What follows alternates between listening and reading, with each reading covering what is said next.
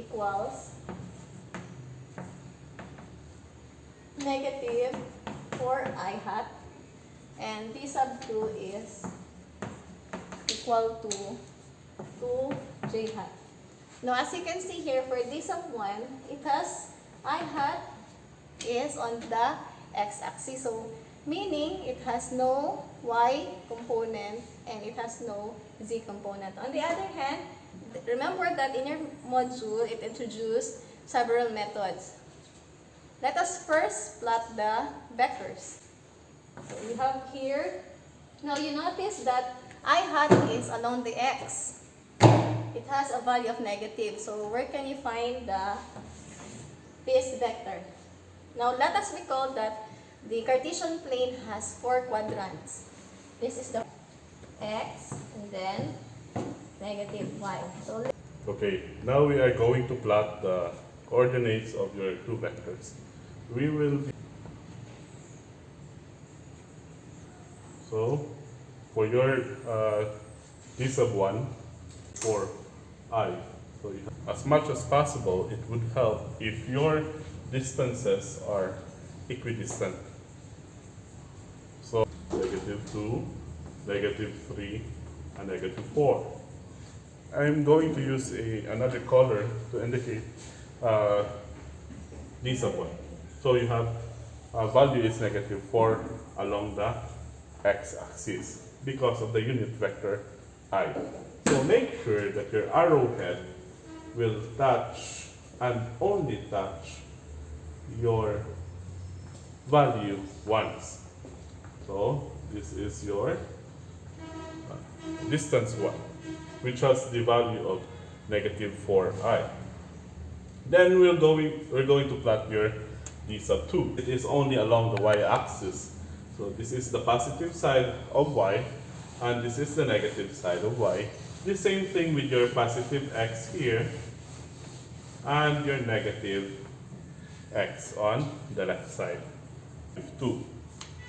So your unit vector d sub 2 will be here.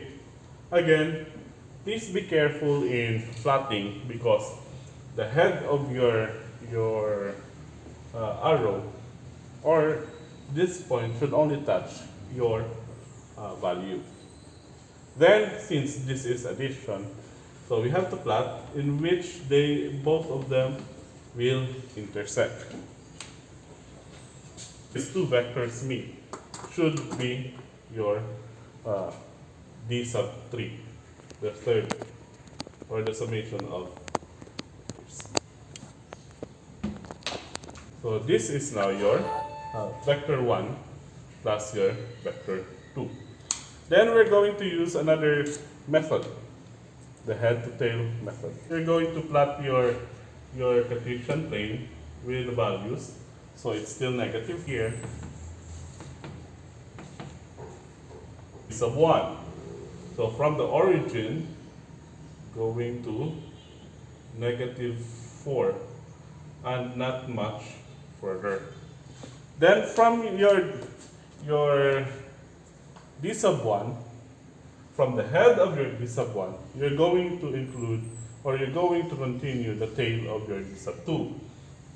So from what we know, this value is 2.